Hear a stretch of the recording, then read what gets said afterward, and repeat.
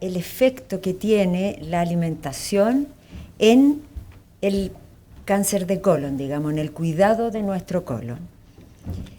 Y sabemos, ¿verdad?, que una alimentación adecuada, asociada a una actividad física de cualquier especie, es la base de una vida saludable.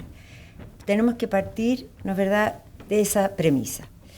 Ahora, hemos tenido grandes cambios en los últimos tiempos en la alimentación. Hoy día tenemos alimentos mucho más procesados y más refinados, por lo tanto, bajos en fibra dietética en general, muy altos en grasas saturadas y azúcares. Hoy día vemos mucho, digamos, en la publicidad, a pesar que afortunadamente nos estamos preocupando mucho de mejorar, pero esos han sido estándares en este último tiempo. Y para mí uno muy importante es que se ha perdido mucho la rutina de alimentación. Hay desorden, la mayoría de la gente no hace las 4 comidas y en lo posible una colación. Estamos apurados, vivimos un tiempo en que poca gente se da el tiempo de sentarse a tomar desayuno, sentarse a almorzar. Como yo les digo, hacerlo tranquilo y con calma, y que sí es muy importante, sobre todo en este tema. Se dejan largas horas de ayuno. Mucha gente toma desayuno, almuerza y después cena muy tarde, y eso, nada de eso, vamos a ir viendo, nos favorece. Bien, todos estos cambios han producido, ustedes saben, una gran cantidad de sobrepeso y obesidad, y también han alterado el tránsito intestinal, y que es un poco el tema que nos convoca hoy. Eso ha aumentado no solamente el tránsito alterado, sino que también el sobrepeso y la obesidad es un factor de riesgo de adquirir un cáncer de colon. Bien, ¿cuáles serían ahora los factores protectores desde el punto de vista de la alimentación de prevenir esto? Lo primero, como yo les decía, comidas equilibradas. ¿Qué significa una comida equilibrada? Aquella que aporta todos los nutrientes esenciales. Estamos hablando de las proteínas, que están, ¿no es verdad?, en las carnes, los lácteos, las legumbres, los huevos, los carbohidratos, que están especialmente en todo lo que son cereales, harinas, fruta, los lípidos, que son las grasas, y ahí también vamos a analizar que hay grasas de buena calidad y grasas de no tan buena calidad. Y por último, las vitaminas y minerales, que son esenciales en nuestra vida porque tienen muchas funciones. Por lo tanto, una alimentación tiene que tener de todos los nutrientes en lo posible todos los días. Ahora, eso significa que haya un consumo variado de alimentos durante el día. Por eso estas dietas un poco de moda, de que hay que comer solo una cosa, nunca al final del tiempo son beneficiosas. Es clave una variabilidad, ¿ya? Por supuesto que tiene que ser acorde a las necesidades nutricionales, que son diferentes según el sexo, según edad, según la actividad que uno tenga y según el estado fisiológico. En el embarazo, por supuesto, que cambian. El adulto mayor tiene distintas necesidades. Y lo otro tan importante, que es lo que yo les hablaba al principio, que se ha perdido tanto, el consumo fraccionado durante el día. Por lo menos 4 comidas. Yo siempre insisto, si al menos hacen las 4 comidas, si logramos incorporar por ahí entre medio, sobre todo a media mañana, que a veces la mañana es larga, una colación, ideal. No sé si esto lo han visto, yo se los quise traer. La pirámide alimentaria es un gran ilustrador de lo que necesitamos. O sea, tenemos como base, ¿verdad?, todo lo que son los cereales, lo que nos va a dar la energía, donde tenemos el pan, las harinas, los legumbres, y esa es la base de nuestra energía. Luego tenemos las frutas y las verduras, que son, en este caso van a ver que lo vamos a destacar porque son muy importantes. Luego el aporte de proteínas va subiendo en la pirámide porque por supuesto son menos porciones, todo lo que son carnes, huevos, lácteos, Más arriba aún tenemos los aceites. Y por último, moderar el consumo y casi, ojalá eliminarlo, el consumo de los azúcares. Bien. El gran aportador, yo les diría, es la fibra dietaria. ¿Por qué? La fibra tiene, lo que es primero, la fibra es la parte comestible de los vegetales, pero que el intestino delgado no puede digerir.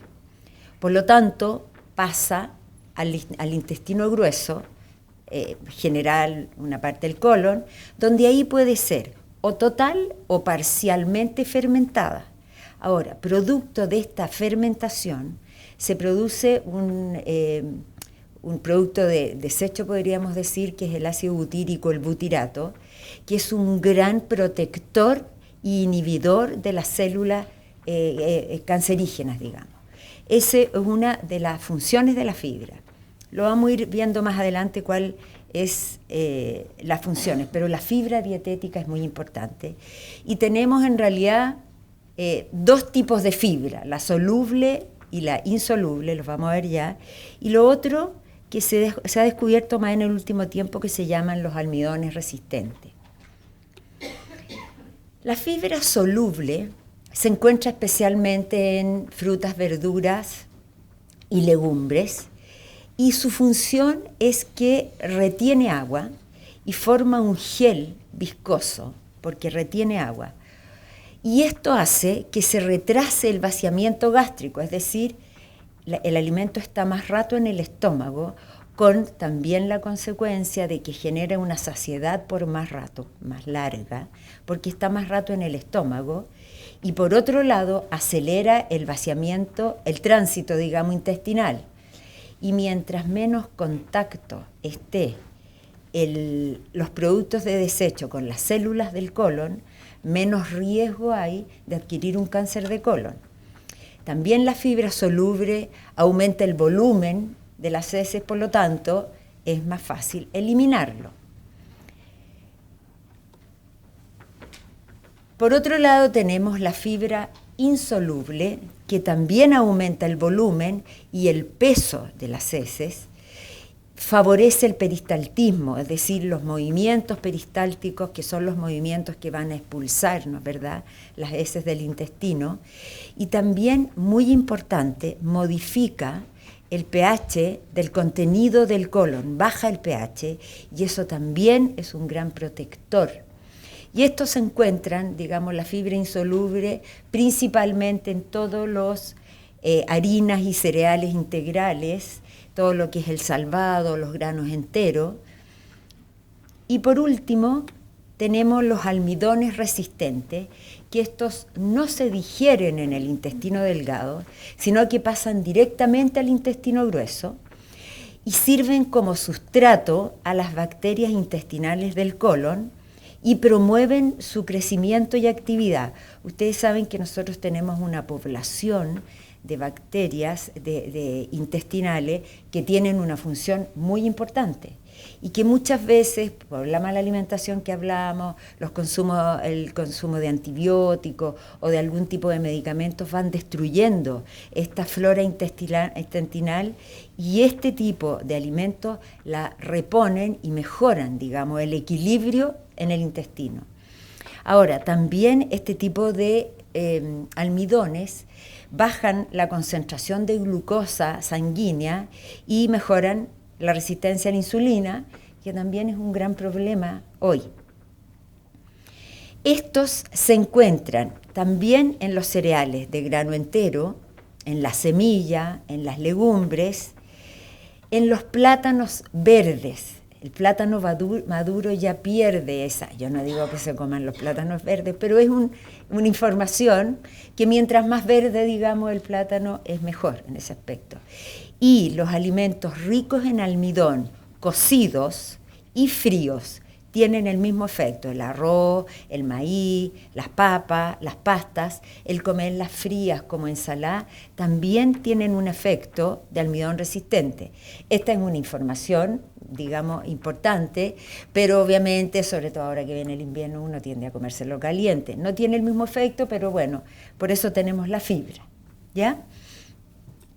Ahora, varios estudios estuve revisando y siempre están saliendo y relacionan, mientras más rápido se eliminan los residuos, es decir, menos contacto con la pared intestinal, con las células del colon tiene, menos posibilidad de adquirir, digamos, de ir desarrollando células carcinogénicas, es decir, mayor tiempo de una vida saludable de las células intestinales.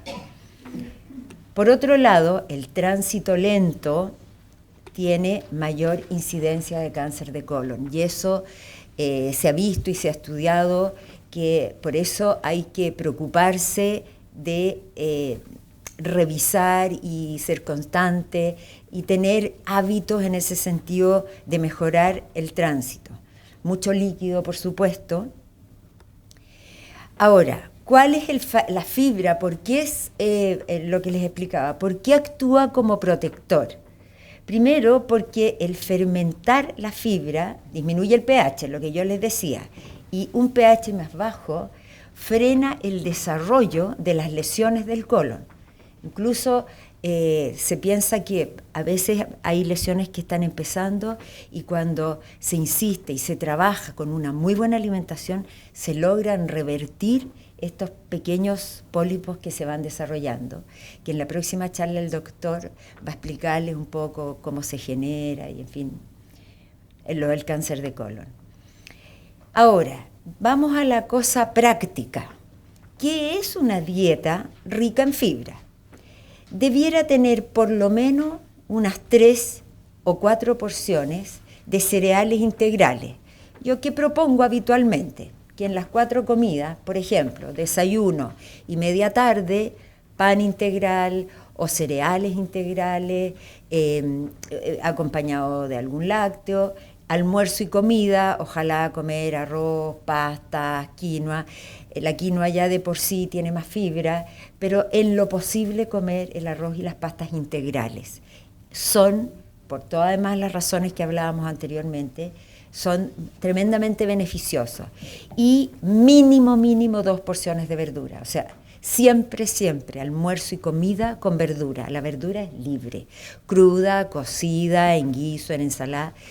Obviamente cruda tiene la fibra más viva. Al cocerla uno tiende a dividirla un poco, pero no se pierde del todo, digamos, y hay muchas verduras que no se pueden comer crudas, pero son un gran aporte. Este equilibrio es tremendamente importante y ojalá, todos los días pudiéramos aportar este tipo de alimentación. Ahora, les hablaba de las grasas. En las grasas tenemos las grasas poli y monoinsaturadas y las grasas saturadas. Las grasas saturadas en general son las de origen animal, vale decir las carnes muy grasas, todos los embutidos, los patés, los derivados, los lácteos muy grasos, queso, crema, mantequilla. Eso son grasas saturadas que también son predisponen, digamos, a generar esta célula cancerosa, y las otras son las grasas trans, que están en general en productos de pastelería, en toda la fritura. Las grasas trans son aquellas que el aceite, digamos, cuando se va a su estado sólido, se transforma en una grasa trans y ya no es tan sana. Y también hay muchos estudios que relacionan las grasas saturadas con desarrollo de células tumorales, no solo en el colon, de estómago y bueno, otros tipos de cáncer. Y no así los ácidos grasos omega 3, omega 6 son un gran factor de protección. Ahí tenemos, ¿no es cierto?, las grasas saturadas, los embutidos, el queso, el paté, las carnes con mucha grasa. Y por otro lado, tremendamente sano el pescado, el aceite de oliva, el aceite de canola, las paltas, los frutos secos. Alimentos que afortunadamente todos los tenemos aquí en Chile, bastante al alcance de la mano, y que uno puede incorporarlo. Una colación, por ejemplo, de frutos secos es maravillosa. El comer palta, cuando no está muy cara, en el desayuno, en las ensaladas, la verdad que es un muy buen alimento.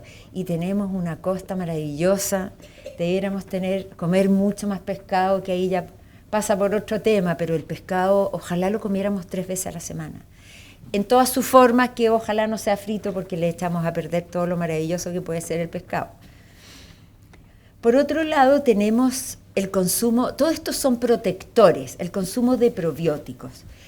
Los probióticos son microorganismos vivos, que no son patógenos, ¿verdad?, que al ser ingeridos en una cantidad adecuada, ejercen un efecto positivo en la salud y mantienen este equilibrio en la flora bacteriana normal que yo les hablaba, y fortalecen el sistema inmune, mantienen un tránsito intestinal adecuado, y hoy día están bastante al alcance. Hay varios productos lácteos enriquecidos con probióticos, existe el probiótico como un suplemento, los yogur, en fin, hay varios alimentos que están enriquecidos con probióticos, que también es un muy buen aporte. Ahora, el alcohol, en general se habla que un consumo moderado de alcohol, pero de este tipo de alcohol, estamos hablando de vino o espumante o cerveza no destilado, también por sus antioxidantes y por los polifenoles, todo lo que componen el vino, también tendrían un efecto protector. Pero aquí, por una manera diferente de metabolizarla, lo que uno recomienda es una copa de vino o de champán o una lata, digamos, un vaso de cerveza para las mujeres, y hasta 1 y hasta 2 para los hombres. Insisto, aquí hay un poco de diferencia porque lo metabolizamos de una manera diferente. Yo no digo que hay que tomar todos los días, pero si hay alguien que le gusta y le parece agradable, es un buen aporte el tomarse una copita de vino todos los días, ¿ya?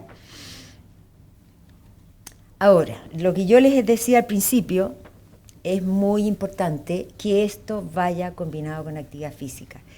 Estamos por trabajo, por la vida, por todo, muy sedentarios, y es clave proponerse.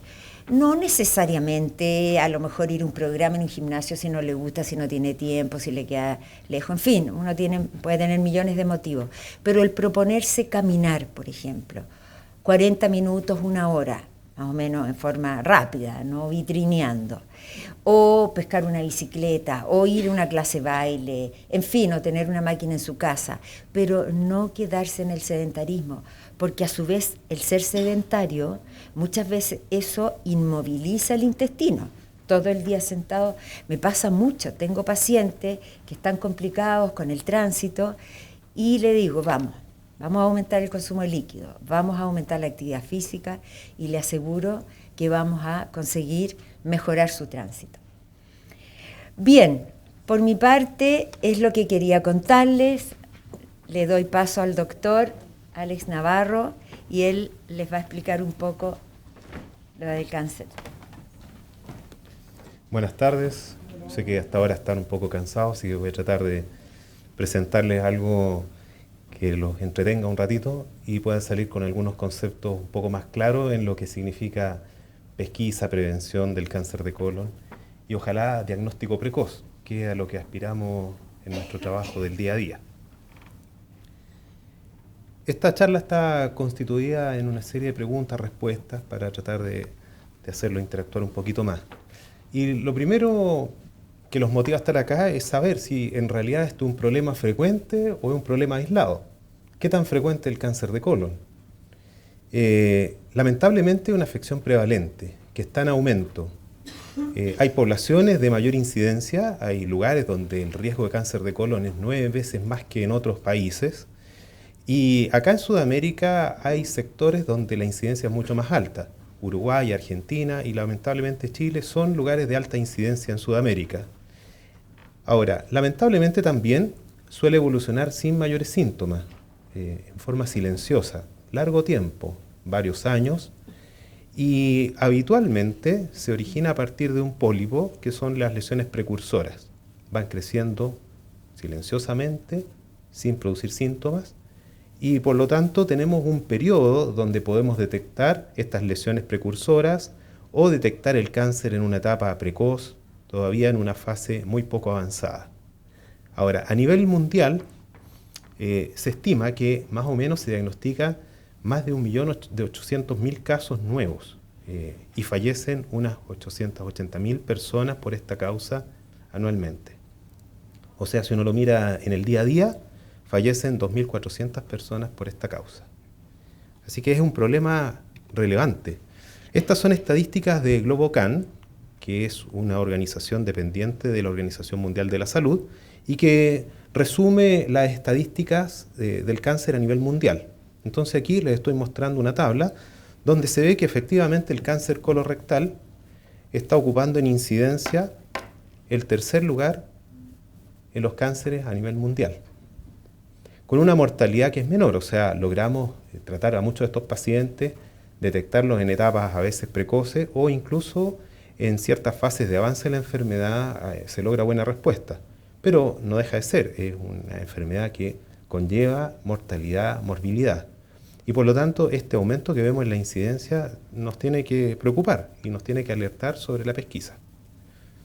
Entonces, ¿qué pasa en Chile? Esta es la estadística para nuestro país. Ustedes ven, incidencia número 1, cáncer de próstata, y luego aparece el cáncer colorectal, superando al de mama e incluso el de estómago, que históricamente siempre fue el primer cáncer digestivo en nuestro medio. O sea, hoy día vemos mayor incidencia de cáncer colorectal, con una mortalidad que también ha ido en aumento, pero que en este momento está superada por el cáncer de pulmón y el cáncer gástrico. Entonces, nuestra primera pregunta, ¿es frecuente este problema? Lamentablemente sí. Ahora, ¿qué significa efectuar pesquisa? El objetivo de la pesquisa es pesquisar, como su palabra lo dice bien, el cáncer o las lesiones premalignas, y ojalá en pacientes sin síntomas. Eso permite un estadio de la enfermedad precoz y excelente pronóstico en el largo plazo. Y cuando se detecta un cáncer de colon en etapas previas a la aparición de síntomas, eso se ha correlacionado claramente con un aumento en la sobrevida. Los resultados son mejores. Y más aún, si detectamos lesiones premalignas, que son los pólipos, y los extirpamos, se previene el desarrollo de cáncer de colon. Entonces, aparece un concepto interesante, que el cáncer de colon pudiese ser prevenible. Si nos abocamos a la pesquisa de lesiones precoces, precursoras, y las extirpamos, el riesgo de cáncer de colon disminuye. En general, el cáncer de colon es un problema multifactorial. La gran mayoría de los casos provienen de casos esporádicos, o sea, aparece en pacientes de riesgo promedio, sin una historia mayor en lo personal o familiar. En cambio, más o menos un cuarto de los casos logramos identificar algún factor hereditario. Y esa es una población que tiene un riesgo aumentado y donde también nosotros tenemos que focalizar una búsqueda un poquito más exhaustiva. Hay algunas anormalidades genéticas que están graficadas aquí en esta parte pequeña, la poliposis adenomatosa familiar, en la cual existen cientos de pólipos en el colon, es una enfermedad genética, hereditaria, donde los pacientes a corta edad, antes de los 40 años, si no hay ningún tratamiento, lo más probable es que desarrollen el cáncer de colon. El cáncer de colon hereditario no poliposo, o también llamado síndrome de Lynch, también es una condición hereditaria donde existe una historia familiar de diversos cánceres. Cáncer de colon, cáncer de endometrio, cáncer renal, cáncer de mama, cáncer gástrico, cáncer cerebral. Entonces, cuando uno empieza a ahondar un poquito en la historia, nos vamos a encontrar que también hay un grupo de pacientes que tiene por ahí un familiar de primer grado o un familiar de segundo grado, un primo, y entonces eso va constituyendo un escenario de riesgo. Por lo tanto, la primera medida para prevenir el cáncer o para estudiar el riesgo es lápiz y papel. Bueno, hoy día, como ustedes saben, estamos con un computador en la consulta, así que ya el lápiz y papel va quedando un poco de lado, pero uno tiene que sentarse y preguntar y ahondar un poquito en la historia familiar. Y muchas veces el solo hecho de preguntar por antecedentes familiares ya nos pone en un escenario de un riesgo un poquito mayor. Y ahí es donde el estudio y la pesquisa tiene mucho mayor rendimiento. Este es un gráfico un poquito complejo, pero es para mostrar que el cáncer de colon en su gran mayoría nace de cambios genéticos que se producen en la superficie del intestino.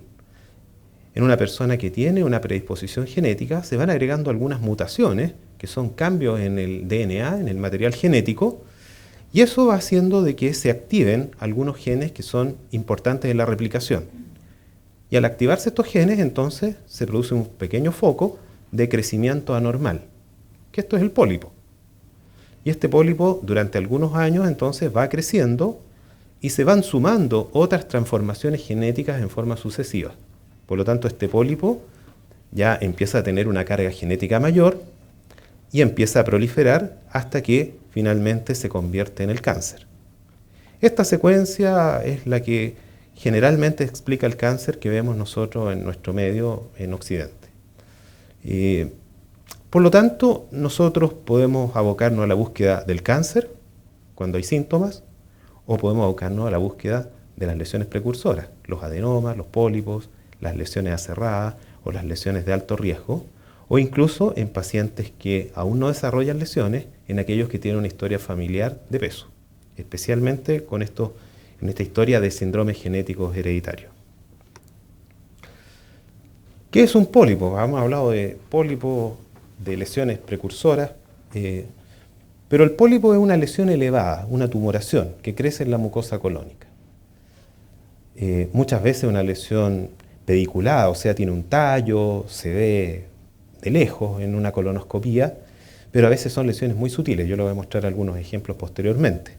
Por lo tanto, no siempre es una lesión elevada significativa, a veces es una lesión planita o una lesión que está escondida entre medio de los pliegues.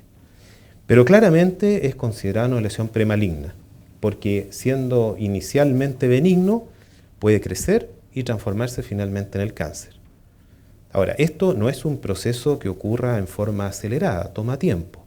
Y la mayoría de los casos, generalmente entre 5 y 10 años, es el periodo en el cual un pólipo va creciendo, transformándose hasta que finalmente puede llegar a un cáncer.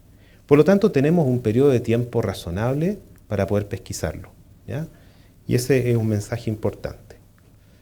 Y así los vemos. A veces una lesión planita que tiene bordes bien definidos, que tiene una vascularización anormal y que hoy día con las nuevas tecnologías de los endoscopios los podemos caracterizar mucho mejor. Podemos fijarnos en el patrón de las criptas. Esta es la superficie colónica normal y ustedes ven que claramente existe una diferencia en la superficie comparado con la superficie colónica normal. Las criptas son alargadas, hay vascularización superficial, o sea, hay pequeños cambios que hoy día los nuevos endoscopios nos permiten caracterizar mucho mejor y poder pesquisarlos en forma precoz. Pero también a veces nos encontramos con lesiones que incluso siendo pequeñas, tienen un patrón que si ustedes se fijan acá es bastante más desorganizado, tiene una vascularización anormal y este es un cáncer pequeño, pero cáncer al fin. Pero en esta etapa, donde probablemente todavía no ha generado una invasión mayor, todavía tiene muy buen pronóstico detectarlo. Todos podemos tener pólipos, todos tenemos un riesgo potencial. Existe un riesgo potencial en la población general, que es más o menos calculado en un 6%, pero esto aumenta con la edad y afecta a ambos sexos, hombres y mujeres. El mayor riesgo se da en población mayor de 50 años. Ahí es donde el riesgo aumenta en forma significativa. Eso es en población general. Sin embargo, cuando existen familiares que tienen pólipos o historia de cáncer de colon en familiares, sobre todo familiares de primer grado, el papá, la mamá, los hermanos, ahí el riesgo de tener pólipos aumenta. Y por lo tanto, mientras más familiares tengamos con pólipos o historia de cáncer, mayor es el riesgo. Y por lo tanto, la pesquisa tiene que comenzar un poco antes. Y habitualmente sugerimos que la pesquisa comience como a los 40 años o 10 años antes que el caso más joven de la familia. Eso nos permite entonces llegar a tiempo en estos casos. Y ustedes vieron recién que efectivamente la dieta influye también en el desarrollo de pólipos. Obviamente una dieta rica en grasas de origen animal, pobre en fibra, en frutas, en verduras, pobre en antioxidantes, también es otro factor predisponente. Por lo tanto, ustedes ven acá que existen dos grandes factores para el desarrollo de pólipos. Una historia genética, una historia familiar, o un riesgo genético, y un riesgo ambiental, dado por la dieta. Entonces, muchas veces la suma de estos dos factores hace que se desarrolle el pólipo o los cánceres posteriormente. Y obviamente, como vimos hace un rato, también existen enfermedades hereditarias, síndromes genéticos importantes y algunas enfermedades crónicas que también aumentan el riesgo de pólipo y de cáncer de colon. Este es un trabajo muy interesante en el cual estudiaron algunas características genéticas de personas que podían tener pólipos. Y se estableció que aquellos que no tenían una historia familiar, teniendo un riesgo promedio alrededor de los 50 años de desarrollar pólipos. O sea, tanto para hombres como para mujeres, alrededor de los 50 años parecía un buen momento para iniciar el estudio de pesquisa. Sin embargo, aquellos que tenían algún grado de historia familiar, se vio que esta curva se desplazaba. Y en promedio, a los 45 años, especialmente para hombres, podía ser un buen momento para iniciar una pesquisa. Hasta el momento estamos trabajando con guías que hablan de 50 años para el inicio de la pesquisa, pero ya la Asociación Americana de Cáncer está planteando que probablemente la pesquisa debiese comenzar a los 45 años.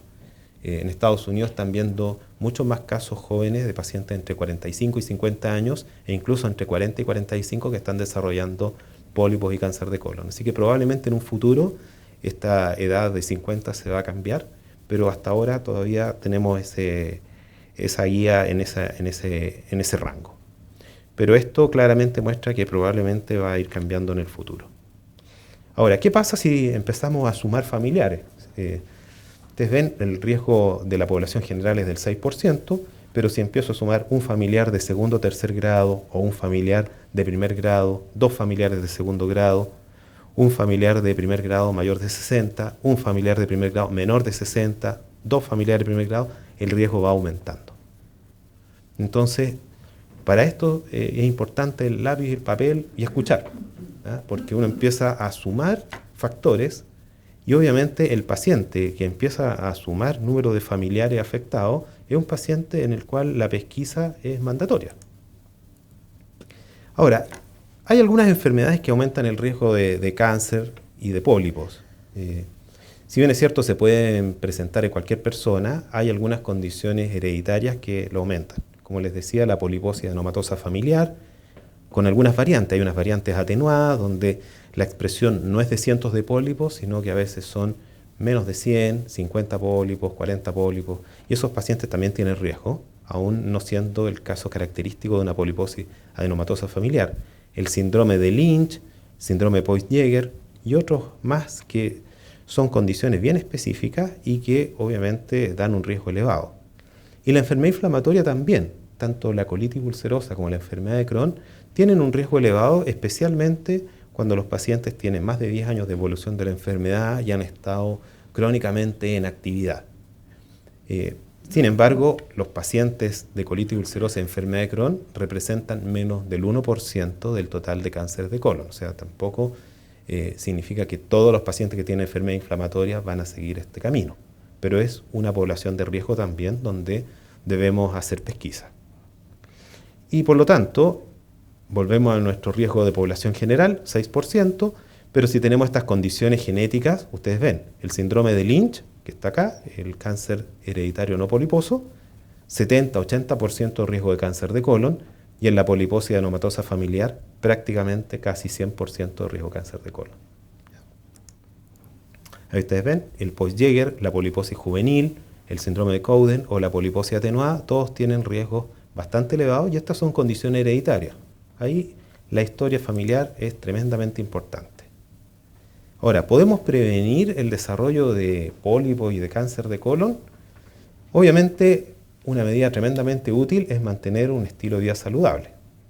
Todo lo que conversamos hace un rato es tremendamente válido, y por lo tanto no me voy a detener mucho en eso porque ya fue explicado en extenso en la charla anterior. Pero si uno quiere medir, efectivamente esas medidas que mencionaron hace un rato tienen impacto. La dieta sana, la dieta rica en frutas y verduras, reducida en grasa o una dieta mediterránea, sí tiene un impacto en la reducción del riesgo, y una dieta occidental de muchas grasas saturadas, poca fibra, carne, papas, granos procesados, sí tiene también un riesgo aumentado. Por lo tanto, no es solamente una recomendación al aire, sino que tiene un fundamento científico y un impacto en el riesgo de cada persona. Ahora, ¿cómo saber si tenemos pólipo o cáncer de colon? Probablemente, sin saber su historial médico, yo podría decir que algún porcentaje de la población de acá, mayor de 50 años, podría tener pólipo. Ojalá ninguno, pero también podría haber un cáncer dando vuelta por ahí. ¿Cómo saber? Lamentablemente, los síntomas no son una alerta. Cuando nos enfrentamos a los síntomas, estamos llegando tarde. Ahí la lesión es avanzada, es grande, puede ser un pólipo de gran tamaño que está sangrando, o puede ser un cáncer que ya está provocando dolor, obstrucción, anemia. Ahí, si bien es cierto, vamos a hacer el diagnóstico por los síntomas, no es el mejor escenario que queremos. Nosotros queremos diagnosticarlo en etapas precoces, no avanzadas. Por lo tanto, los síntomas no son una orientación para la pesquisa. Entonces nos tenemos que sentar y en una entrevista bien llevada, revisar los antecedentes médicos, saber si hay alguna condición de riesgo en lo personal de enfermedades y saber si hay algún riesgo familiar. Y en base a eso podemos decir, ok, partamos con un estudio estándar a los 50 años, o si encontramos que hay mucha historia familiar, partamos antes, 40 años o 10 años antes que el caso más joven. Ahora, dentro de la alternativa hay varias. Y vamos a mencionar algunas que son las que probablemente a lo mejor han escuchado por ahí. El test de hemorragia oculta, la colonoscopía, los estudios de imágenes como el enema abritado o la colografía por tomografía computada, o sea, un escáner que simula una colonoscopía virtual. O incluso existen cápsulas que son estas píldoras que van registrando fotografías también para estudio de colon, que no han demostrado todavía una utilidad grande y mejor que los otros métodos que vamos a conversar ahora en detalle. Entonces tenemos estrategias de pesquisa. O sea, cómo pesquisar esto con hemorragia oculta, por ejemplo, es una alternativa buena. El principio de esto es que si existe un cáncer o un pólipo que está goteando sangre, puede ser detectado con este examen. Y entonces detectar sangre no es normal, y por lo tanto eso alerta para realizar una colonoscopía. El problema de esta estrategia es que si bien es cierto es costo efectiva, o sea, se puede aplicar a una población en forma masiva, para que tenga excelente rendimiento debe ser hecha anualmente. O sea, no sirve solo una medición, yo tengo que medir todos los años o cada 2 años, pero en forma periódica y sistemática. Y entonces en el momento que aparezca la hemorragia positiva, la conducta sería ir a una colonoscopía para revisar. Esa es una estrategia, ¿ya? La otra estrategia es considerar imágenes, hacer una colografía por tomografía computada o por escáner, una colonoscopía virtual también llamada así. El enema abritado cada vez lo hemos ido dejando un poco más de lado porque la colografía por TAC permite imágenes bastante precisas y muy buenas. Y obviamente si esta imagen pesquisa algún pólipo o alguna lesión, la indicación siguiente es ir a la colonoscopía. Y también la otra estrategia es ir directamente a la colonoscopía. ¿Ya? ¿Por cuál vamos a optar? Depende mucho de la población que tengamos, depende mucho de los recursos, depende mucho de la disponibilidad. Si yo digo, ok, vamos a hacer colonoscopía a todo Chile, probablemente vamos a colapsar los servicios de endoscopía y no van a tener acceso. Entonces va a ser una medida, si bien es cierto, científicamente razonable, en la práctica irrealizable. Entonces tenemos que ir ajustando dependiendo de la estrategia a la población que queremos llegar. Entonces, ¿cómo se hace el test de hemorragia oculta? Esto busca detectar glóbulos rojos en las deposiciones y podemos detectar glóbulos rojos en forma genérica o con algunos test un poco más específicos que detectan hemoglobina humana. Esos test que tienen un componente inmunológico son mucho más exactos porque detectan sangre humana y son mucho más exactos a la hora de marcar positividad. Y obviamente se asume que cuando el pólipo crece puede sangrar y ahí sería detectado por este test. Como les decía, esto para que sea efectivo tiene que ser hecho sistemáticamente en forma anual o cada 2 años. Es costo efectivo, o sea, si yo quiero hacer chequeo en una población general, por ejemplo, quiero ver toda la región de un país y quiero llegar a todos, probablemente es una estrategia costo efectiva. Testear a la población con test de hemorragia oculta, los que salgan positivos quedan seleccionados para colonoscopía. Hay que comenzar a los 50 años, anualmente o cada 2 años, y obviamente si el test tiene un componente inmunológico y detecta hemoglobina humana es mucho más exacto, tiene muy buena sensibilidad y especificidad. Hay algunos centros en Estados Unidos que han desarrollado el test en deposiciones, pero ya no midiendo sangre ni hemoglobina humana, sino que buscando células con alteraciones genéticas. Como recuerdan del esquema anterior, un pólipo tiene alteraciones genéticas sumatorias. Entonces, probablemente estas células que se van descamando pueden ser captadas con este test y si uno encuentra que hay algunas mutaciones de riesgo, entonces este es un paciente que pudiera ser candidato. En nuestro medio, acá en Chile, eso no está disponible, pero ya está aprobado por la FDA y a lo mejor en un futuro sí es una alternativa también. Como les decía, el principal problema es la adherencia. Ustedes fíjense solamente en esta gráfica, esto es el test de hemorragia oculta, FOBT. Primer año, 67%. Al segundo año, ya el 27% de adherencia. Al tercer año, 14% de adherencia. Porque tampoco somos muy amigos de andar haciendo unos exámenes en deposiciones.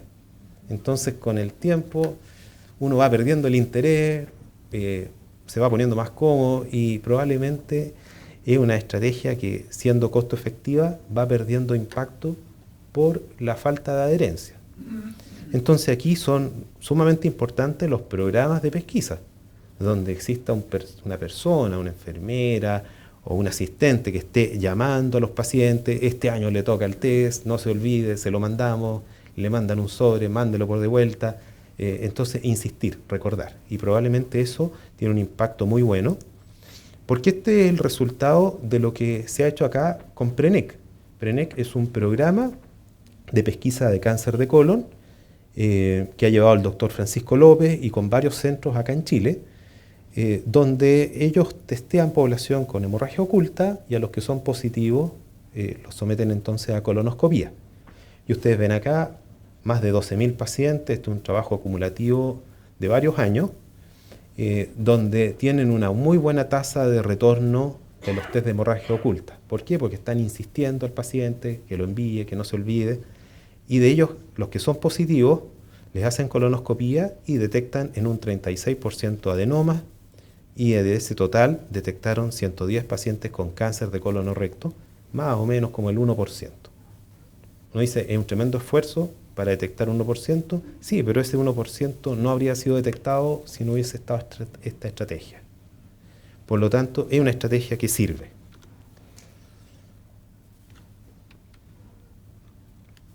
El test de DNA en deposiciones, como les decía, fue aprobado por la FDA en el 2014 y detecta algunas mutaciones donde tiene una muy buena sensibilidad para detectar lesiones de cáncer, lesiones de pólipo adenomatoso, lesiones de pólipos aserrados. La especificidad es algo que se está trabajando un poco, pero en definitiva es un test que probablemente con el tiempo va a tener algo de más de utilidad y pudiera a lo mejor seleccionar mejor a los pacientes que son candidatos reales a una colonoscopía. Ahora, hay pacientes que tienen riesgo alto, tienen un riesgo quirúrgico, respiratorio, cardíaco, donde no es llegar y preparar para un examen, donde no pueden ser sometidos a una sedación en forma fácil o una anestesia, y en ellos planteamos a veces chequear con imágenes. Y las imágenes que puede dar una colografía por TAC o una colonoscopía virtual son tremendamente muy buenas, son de alta calidad. O sea, podemos reconstruir las imágenes casi navegando como si fuera una colonoscopía. Por eso le llamamos colonoscopía virtual. Y entonces podemos detectar algunos pliegues engrosados o algunas lesiones sospechosas de pólipo. Obviamente, cuando detectamos alguna lesión sugerente, el paso siguiente es colonoscopía. Entonces también alguien puede decir, bueno, ¿para qué vamos a hacer esto si en definitiva vamos a terminar en colonoscopía? Bueno, pero hay pacientes donde la indicación es esta y uno tiene que evaluar caso a caso. ¿Y qué es la colonoscopía? ¿Alguno de ustedes acá se ha hecho colonoscopía? Ah, ya, o sea, saben más o menos de lo que estoy hablando. Cuentan muchas malas historias, ¿ya? Pero en definitiva, una vez que un paciente se hace la colonoscopía, en realidad su mala historia se circunscribe a la dieta y al laxante, más que el examen en sí. Este procedimiento ha evolucionado favorablemente en los últimos años. Los instrumentos son de mucho mejor calidad, mucho más flexibles, tienen una maniobrabilidad que es muy bueno y los sistemas de imágenes cada vez han sido más avanzados. Hoy día contamos con colonoscopios de alta definición, una imagen preciosa y que podemos observar bastante bien la superficie del colon. Pero no sacamos nada con tener un Mercedes-Benz de la colonoscopía si la preparación fue mala. Si estamos viendo mucha deposición, si el paciente no está tranquilo, bien sedado y no tenemos el tiempo suficiente para observar bien el colon. Y hoy día son parte de los criterios de calidad en que uno tiene que demorarse varios minutos en revisar el colon. O sea, no es llegar, avanzar y retirar de un viaje. O sea, tenemos que volver revisando detalladamente, pliegue por pliegue, porque precisamente es el objetivo de la pesquisa. Pero podemos recorrer la totalidad del colon, detectar lesiones sospechosas y obviamente apenas vemos alguna lesión, extirparla, porque eso es lo que reduce el riesgo. Ahora, si uno se va a los riesgos en sí de la colonoscopía, son más o menos bajos, 1 de cada 1000 que se perfore sangre en una colonoscopía diagnóstica. Ahora, si vamos a extirpar una lesión grandota del colon, los riesgos pueden aumentar al 1 o 2%, pero ya cuando estamos extirpando una lesión grande. Pero en sí, solamente por un test diagnóstico, el riesgo es aproximadamente 1 de cada 1000. Ahora, ¿qué pasa? El colon ojalá fuera así de recto en su avance, lamentablemente un esquema, pero en definitiva avanzamos por el sigmoide, colon descendente, ángulo esplénico, transverso, ángulo hepático, hasta llegar al colon derecho y tratar de revisar todo. Entonces, desde aquí empezamos a retirar, revisando pliegue por pliegue, segmento por segmento, hasta finalizar el examen. ¿Y qué buscamos? Esto, encontrar lesiones elevadas, lesiones de irregularidad de la superficie, lesiones que claramente contrastan con la superficie normal, lesiones que tienen una vascularización anómala, lesiones que producen irregularidad de algún pliegue, lesiones que interrumpen una circulación normal. Todo eso son lesiones que son potencialmente sospechosas y de riesgo. Lamentablemente este es un trabajo un poco antiguo, pero que nos refleja que la colonoscopía no es el gold standard 100%, se nos pasan lesiones. Lesiones de 5 milímetros, incluso hasta un 25% de lesiones puede no ser vista. ¿Por qué? Porque está escondida tras un pliegue, porque está escondido debajo de algún restito de posiciones, si la preparación no fue buena, o en ciertos ángulos que son difíciles, donde a veces el colon es muy tortuoso o se angula y el colonoscopio a veces pasa un poco más rápido por esos segmentos y puede obviar algunas lesiones. Pero si nosotros detectamos lesiones, sabemos de que ese paciente va a necesitar después un control y sabemos que las lesiones también crecen lento. Entonces, si no lo detectamos hoy, lo vamos a detectar en el siguiente control. Pero lo importante es tener presente que la colonoscopía no es 100%. Y por eso que nuestros esfuerzos están en hacer una colonoscopía de la mejor calidad posible para que este factor, si bien es cierto, no lo vamos a poder llevar a cero, sea lo menor posible. Y aquí les puse un ejemplo de un falso negativo. Este es un colon en el cual estamos retirando y no vemos nada. Se ve normal. Pero el doctor que estaba a cargo de esto hizo una vuelta extra, avanzó el colonoscopio y miró en reversa. Y ahí encontró la lesión. estaba aquí detrás y no era visible. Y claramente un pólipo de riesgo. Por lo tanto, hay que ser sumamente acucioso y darse el tiempo. Miren esta otra lesión, una lesión planita que está cubierta con una fina capa de mucus y un poquito de posición. Podría pasar como suciedad solamente, pero eso es un pólipo plano. Ya tenemos el ojo más entrenado para reconocer estas cosas. Y ahí está inyectado, próximo a resecar. Y ahí ustedes ven el borde de la lesión, que no era chica, es una lesión respetable y que obviamente, si no tenemos el ojo bien entrenado y no tenemos el colon limpio, fácilmente puede pasar de largo.